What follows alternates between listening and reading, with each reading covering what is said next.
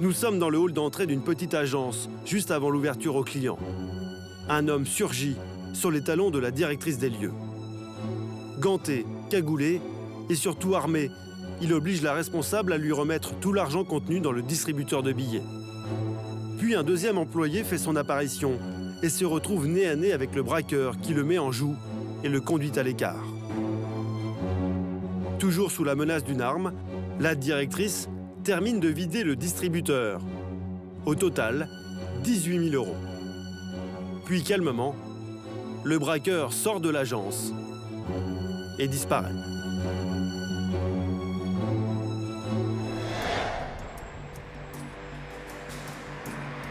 À l'hôtel de police, c'est Emmanuel, enquêteur à la PJ, qui est chargé d'élucider cette affaire et de mettre un terme aux activités de ce mystérieux braqueur. Donc voilà, l'individu, il paraît quand même assez serein, hein, il n'est pas très nerveux.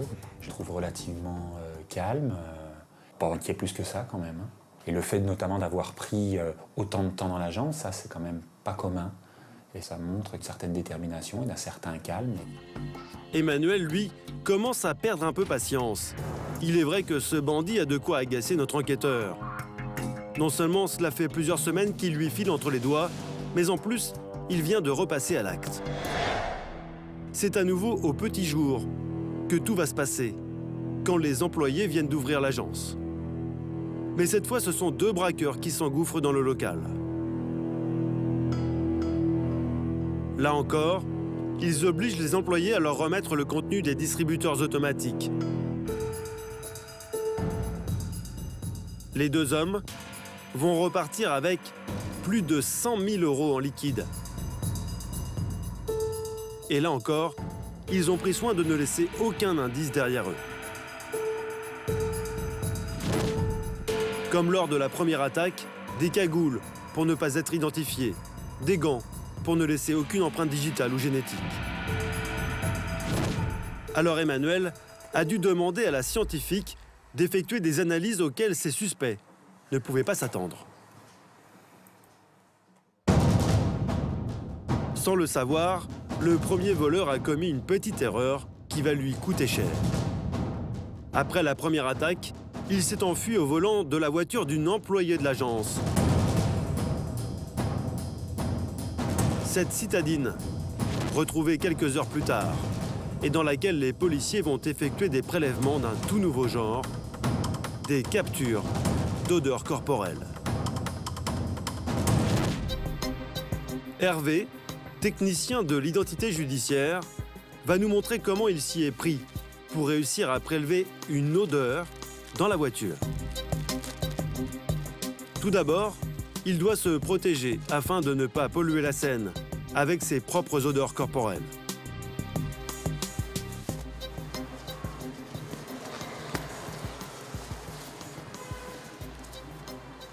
Donc on protège un maximum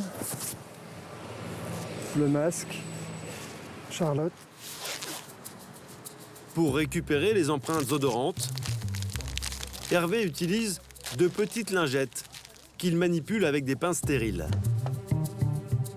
Car même ces gants ne peuvent parfaitement contenir ses propres odeurs.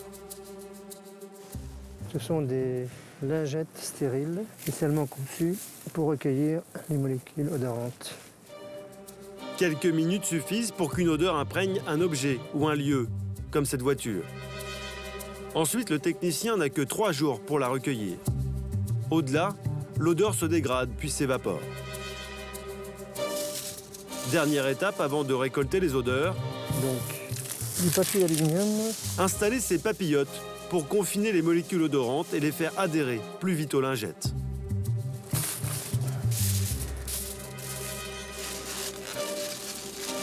On va laisser 1 heure. Les lingettes et l'odeur qu'elles ont capturées vont être confinées dans ces bocaux hermétiques et stérilisés.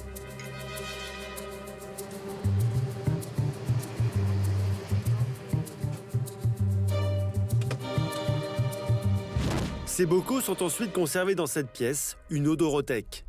Ici flotte l'odeur du crime, le doux parfum de suspect, dont celui de notre présumé braqueur de banque. Et l'odeur, c'est comme les empreintes digitales ou l'ADN. chacun a la sienne, unique.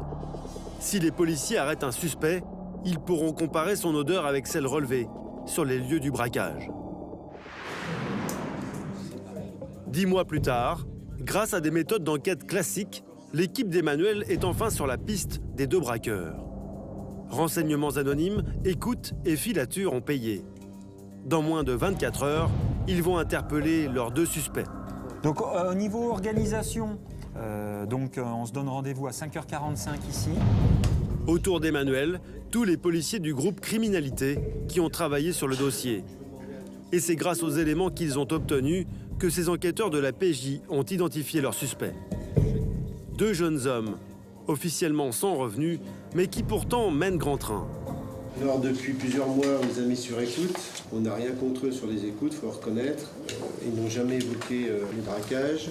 Par contre, ils ont un train de vie qui ne correspond pas du tout à leurs ressources, c'est-à-dire qu'ils n'ont pas de ressources. Par contre, ils ont un train de vie relativement élevé, ce qui suppose qu'ils ont de l'argent en veux-tu en voilà. Du moins, ils ont beaucoup d'espèces qui grillent facilement dans les voyages et dans les bagnoles et dans diverses dépenses de ce style. Pas de preuves formelles donc, mais de gros soupçons. Alors Emmanuel va mettre la pression sur Hervé, le scientifique de l'équipe. C'est sur ses épaules que va reposer tout le succès de l'opération. Il va jouer un rôle crucial. Avant de rentrer dans le détail des objectifs et tout ça, je vais parler plus particulièrement de l'identité judiciaire qui va nous accompagner sur les interpellations en elles-mêmes. Parce que le but, c'est que dans ce dossier-là, on a des prélèvements d'odeur qui ont été faits dans 2 véhicules. Donc le but, c'est de traiter ces traces pendant la garde à vue. Hervé va devoir travailler en un temps record. Car avec l'analyse des odeurs, les enquêteurs veulent avoir des preuves irréfutables à exploiter pendant la garde à vue. Ils disposent donc de 2 jours maximum. Mais là, premier truc qu'on fait, on leur notifie leur garde à vue. Et dans la foulée, le mec, il est dans sa chambre, il est assis, prélèvement génétique, prélèvement d'odeur. Ça, c'est première chose à faire. Dès que les policiers pénétreront chez leurs 2 suspects, ils auront 48 heures pour les confondre. C'est donc une course contre la montre qui va bientôt débuter. Le lendemain matin, 5h30. L'opération va démarrer. Hervé part rejoindre le reste de l'équipe sur les lieux de l'intervention. Officier au pôle d'intervention de l'identité judiciaire, il ne participe que rarement aux interpellations. Généralement, ce n'est qu'une fois les suspects emmenés qu'il opère. Alors ce matin-là, Hervé a un peu la pression. On sait que des armes se promènent. On ne sait pas si ce sont des armes factices ou des vraies. On va toujours dans l'inconnu, il va y avoir des interpellations, peut-être la surprise, on va peut-être trouver d'autres choses. Il y a peut-être pas d'adrénaline, un stress positif. Dans la banlieue de Dijon, aux premières heures du jour, les enquêteurs de la police judiciaire se préparent à passer à l'action. Concentré, Hervé sait qu'il va devoir travailler très vite pour peut-être offrir à ses collègues des preuves scientifiques indiscutables. Le suspect principal des 2 braquages habite dans cette petite résidence. Et son réveil s'annonce brutal.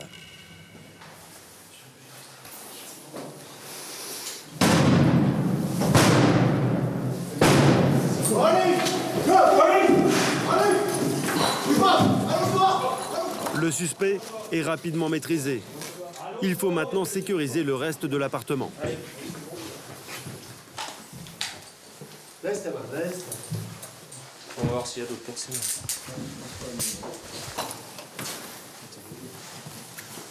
Il est 7h45, vous êtes passé à garde à vue pour partir de ce moment. En cas d'une commission rogatoire pour vol avec arme.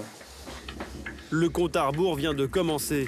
C'est maintenant à Hervé d'entrer en jeu. Nous sommes dans l'urgence. Je vais faire le prélèvement ADN tout de suite, pendant que c'est chaud. Hervé dégaine tout d'abord son kit de prélèvement ADN. Pour obtenir la carte d'identité génétique du suspect, il va prélever des cellules dans la muqueuse de la joue.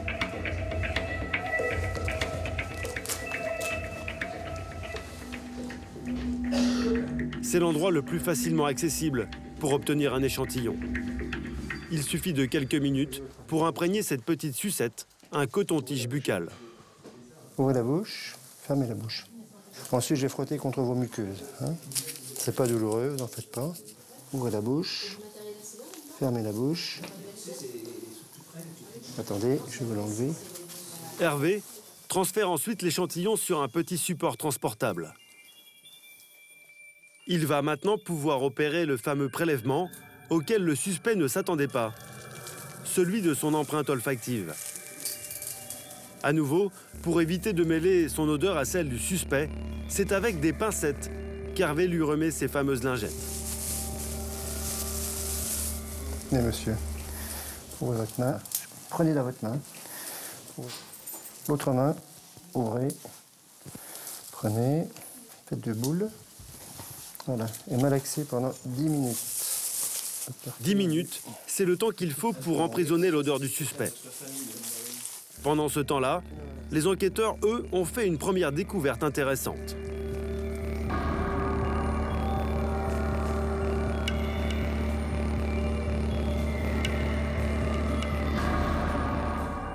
Vous voulez prélever le pistolet? Oui.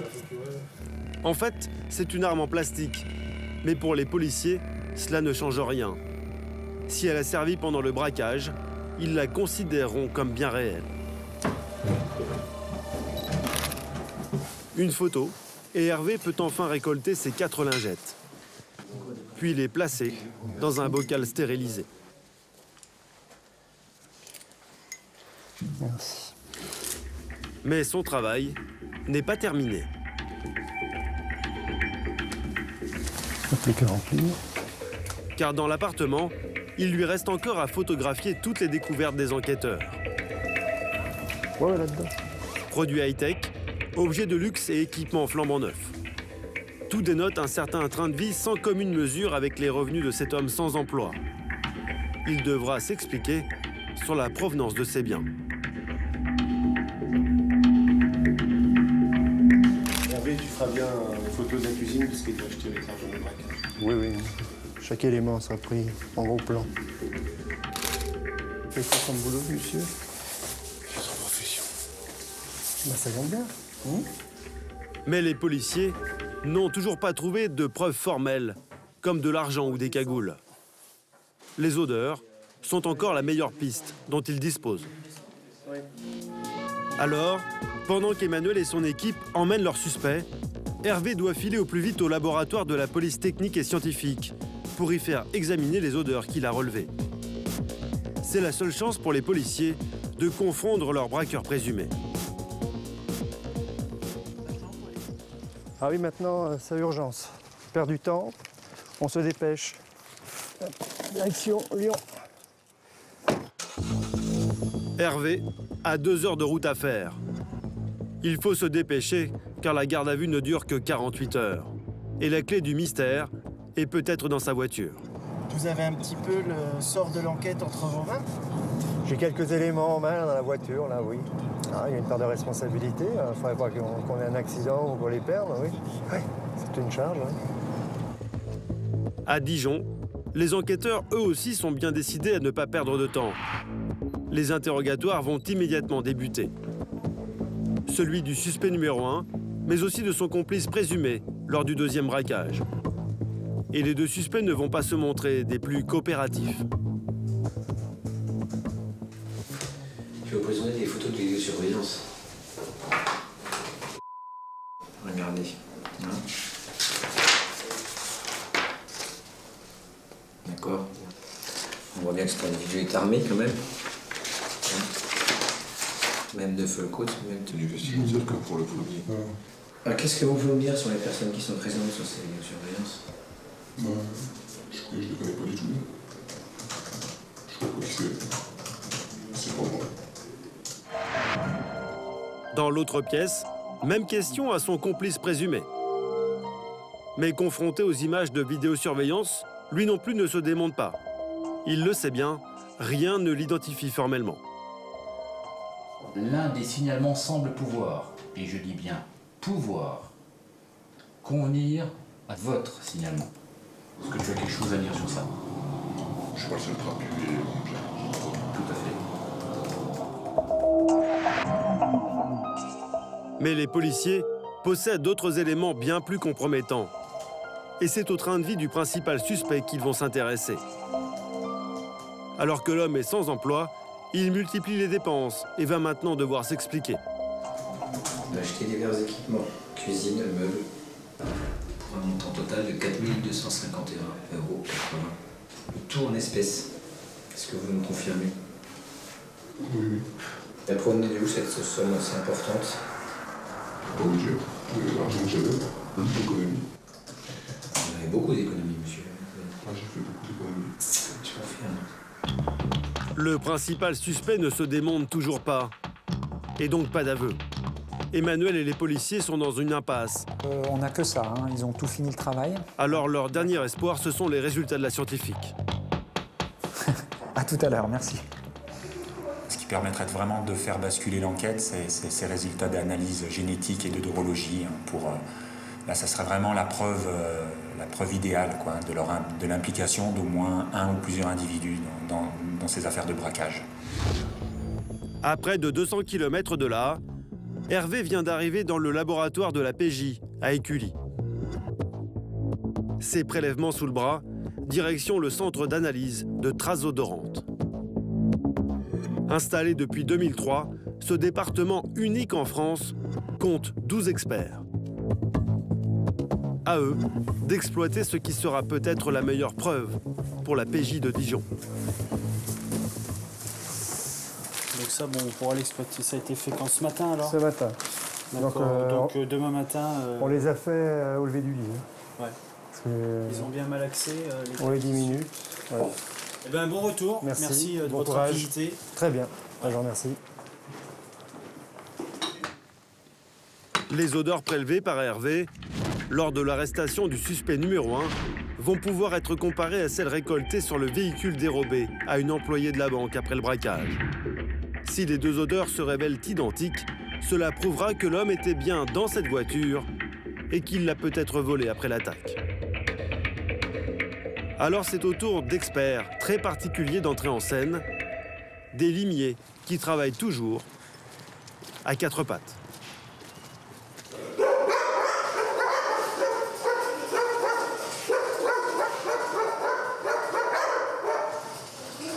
On est dans le chenil de la police technique et scientifique qui est composé de 7 chiens, 3 bergers allemands et 4 bergers belges malinois.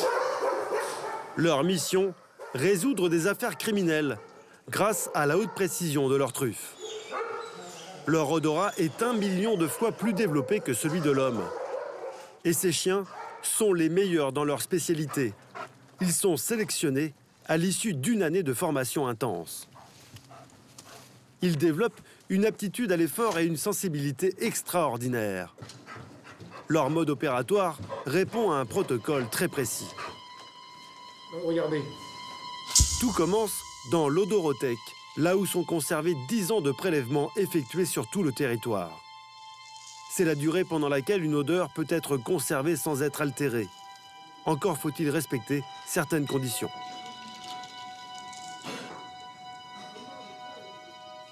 Pour ceux qui sont amateurs de bon vin, c'est le même fonctionnement qu'une cave. C'est-à-dire que il faut une température entre 15 et 20 degrés, à l'abri de la lumière et avec un taux d'hygrométrie constant. Ensuite, c'est une technique rarement mise en avant qui va être employée.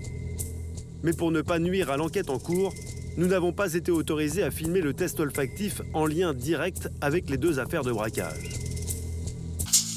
Olivier, le maître chien, a tout de même accepté de décrypter pour nous tout le processus d'analyse d'une odeur. Un de ses collègues commence par prélever dans l'odorothèque un échantillon, relevé lors d'une enquête, celle d'un malfaiteur que la police recherche. Puis direction cette salle d'identification, où les chiens vont pouvoir effectuer leurs analyses odorologiques. Et le protocole est bien précis. Sur cette ligne au sol, Olivier dispose 5 bocaux.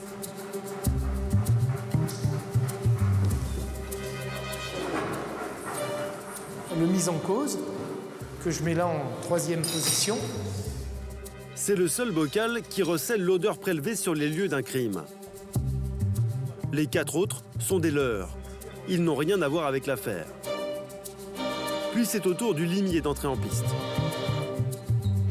Il renifle d'abord les lingettes que les enquêteurs ont fait malaxer par le suspect lors d'une interpellation. Ensuite, c'est tout simple. L'animal doit se coucher devant le bocal qui renferme la même odeur.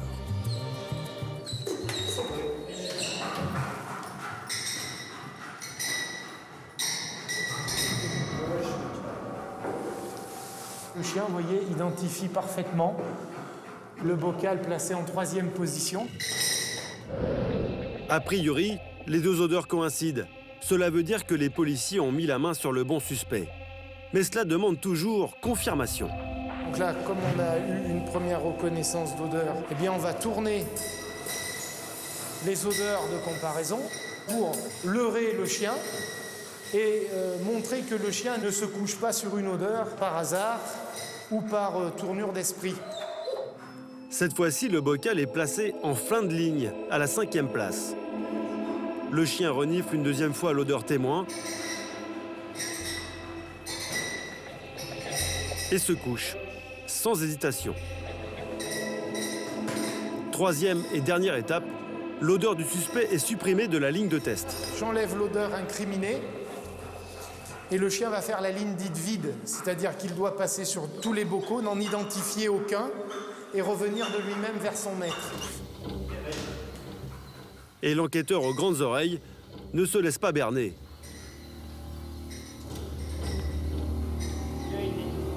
Pour plus de certitude, toute l'opération sera renouvelée avec un 2e chien expert. Voilà exactement le type d'analyse que les policiers de Dijon ont demandé dans leur affaire de braquage. Laissez-le faire, il ne mord qu'une fois. Retour à Dijon. Les suspects sont toujours en garde à vue et Emmanuel est impatient de savoir si les tests d'odorologie sont concluants, car il ne lui reste que 12 heures d'audition. Je vous appelle, hier on a amené des scellés. Pour le moment, les enquêteurs n'ont obtenu aucun aveu des suspects et les premiers relevés de traces ADN n'ont rien donné. Le dernier espoir d'Emmanuel repose donc sur le flair des chiens policiers. Il y a eu un petit bout de réponse hier soir et puis c'était reparti pour la nuit. Et là, c'est juste pour savoir s'il y a un souci particulier. Oui, donc on est toujours en train de travailler dessus. C'est le branle-bas de combat puisque c'est quand même un gros truc à faire. Merci, au revoir. Je pense avoir les résultats beaucoup plus tôt. On prend un peu de retard et puis la garde à vue court. On est sur la 2e journée. On finit demain matin assez tôt. Donc voilà, s'il faut les rentendre sur des éléments intéressants, ce serait bien d'avoir les résultats là, assez vite. En attendant, les enquêteurs vont remettre la pression sur leurs suspects et à nouveau les interroger sur leurs dépenses. Voyage à l'étranger, voiture de luxe louée, des dépenses toutes réalisées très peu de temps après les fameux hold-up. Une Porsche Panamera ainsi qu'une BMW X6 ont été louées pour une somme de 2 000 € en espèces. D'accord. Ce qui fait 2 000 plus 2 000, 4 000 €. Qu'est-ce que vous avez à me dire à ce propos? Peut-être qu'il venait de... l'argent de côté que j'avais. Je ne sais plus exactement. Pas beaucoup de choses que vous savez, monsieur. Tu as été contrôlé au volant d'une Lamborghini Gallardo immatriculée BMW. Sachant que les investigations réalisées ont permis de déterminer que c'est toi qui a réuni les 11 500 € qui ont été remis en liquide au loueur. Moi j'ai remis les 11 500 €. C'est toi qui as réuni la somme. Est-ce que vous nous confirmez toujours que les espèces dont vous vous êtes servi pour payer tous les frais déjà cités font partie de vos économies et ne sont pas des fonds provenant d'activités illégales, voire des fonds provenant des vols avec armes commis les 18 et 1er mars 2012 à... Oui, tout. Toujours pas d'aveu. Alors les suspects risquent d'être libérés à l'issue de leur garde à vue. Pas de mise en examen à la clé, ce serait un échec pour Emmanuel qui est persuadé de leur culpabilité. Alors il rappelle les experts en odorologie. Vous m'entendez? Oui, je vous entends. Oui, donc on a un positif. Vous avez un positif, ok. Sur l'assise conducteur du Picasso. Emmanuel a enfin la preuve qu'il attendait. Les odeurs recueillies sur la voiture utilisée par le braqueur sont exactement les mêmes que celles capturées par Hervé, le technicien, lors de l'interpellation. Ah, ça, c'est vraiment une bonne nouvelle. On est encore en train de peaufiner sur le reste et moi je suis en train de rédiger D'accord. le rapport d'expertise. Non, c'est bien ce petit coup de pouce qui va permettre de décoincer les choses. Hein. Ouais. Parce que nous, on était un petit peu, on n'avait pas grand-chose et on espérait vraiment beaucoup de la génétique ou de l'odorologie, quoi. Et là, et en plus, c'est vraiment lui qu'on avait ciblé, donc c'est bien. Bah là, ça permet vraiment de confirmer les soupçons qu'on avait sur ces individus. Ça vient étayer tous les éléments qui étaient réunis, mais qui étaient peut-être pas suffisants, quoi, jusque-là. Et là, c'est un plus et le puzzle se met en place, quoi. Hein, et là, c'est intéressant. Maintenant, on va voir comment va réagir l'individu à cet élément de preuve, quoi. Emmanuel s'empresse de prévenir tout le groupe d'enquête, car ce nouvel élément va leur permettre de relancer des interrogatoires juste avant la fin de la garde à vue.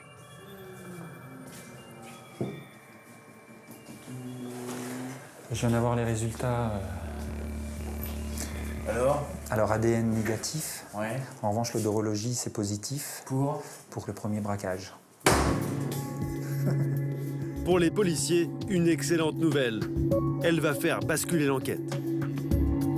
Emmanuel n'a plus qu'à avertir Laurent, qui mène l'audition du principal suspect, et lui fournir un nouvel angle d'attaque. C'est positif pour le siège assise conducteur. D'accord, c'est parfait tout ça, impeccable. Voilà une bonne nouvelle. Ah, parce qu'il m'a dit qu'il était jamais monté dans la voiture des employés, donc comme ça au moins il va falloir qu'ils en justifient quand même. Qu'est-ce que vous allez faire au moment de l'audition? Alors on va continuer l'audition comme si de rien n'était, et puis ensuite lui mettre en main les cartes, comme on dit, lui mettre les cartes en main pour voir un petit peu sa réaction concernant l'odorologie.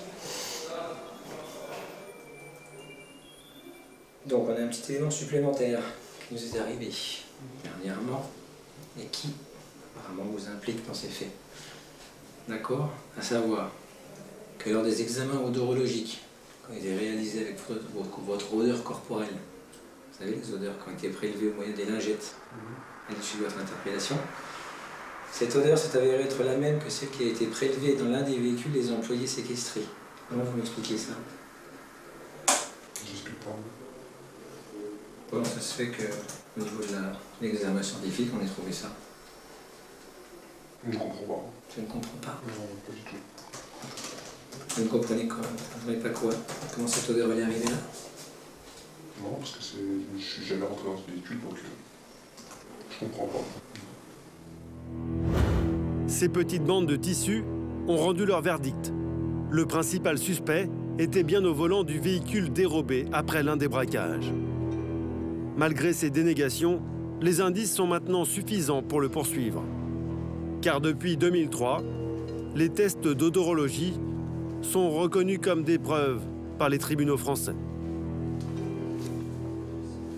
Voilà, la police scientifique a joué son rôle à plein, puisque là, je pense que c'est l'élément qui va vraiment le petit plus, quoi, pour ce dossier, qui va permettre certainement de déférer un, voire peut-être deux individus dans cette affaire. Ouais. Le suspect principal sera présenté à un juge d'instruction puis incarcéré. Il attend maintenant son procès et risque jusqu'à 20 ans de prison. Le second braqueur, lui, a été placé en liberté surveillée. Une nouvelle victoire pour la police scientifique, toujours plus sollicitée. Car l'an passé, 3,5 millions de crimes et délits ont été commis en France, soit près de 10 000 chaque jour.